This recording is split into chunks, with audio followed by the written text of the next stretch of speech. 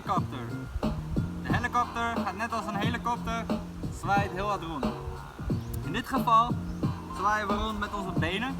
Als je echt heel hard zwaait, misschien kan je dan wel net zo hoog komen als een echte helikopter. Bij deze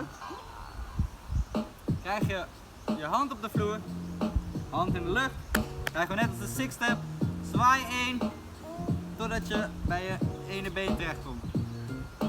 Dus zet je allebei je handen op de grond en probeer deze voet die hier doorheen komt, springt over deze voet heen. Dus leun op je handen, leun een beetje naar voren, spring eroverheen.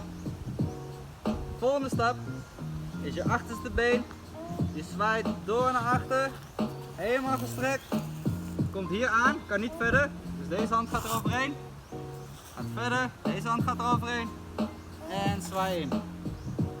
En spring weer, leun op je handen, spring eroverheen en zwaai. Spring.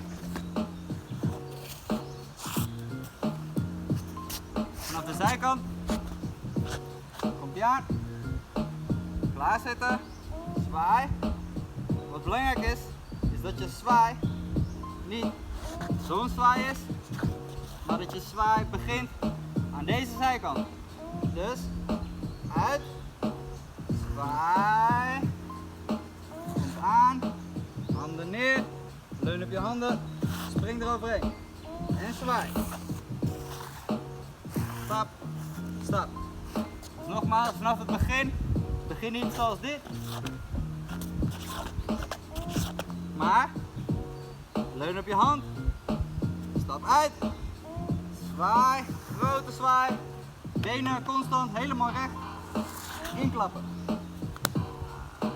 Leun op je handen, spring eroverheen en weer recht. Lange draai, bam, bam.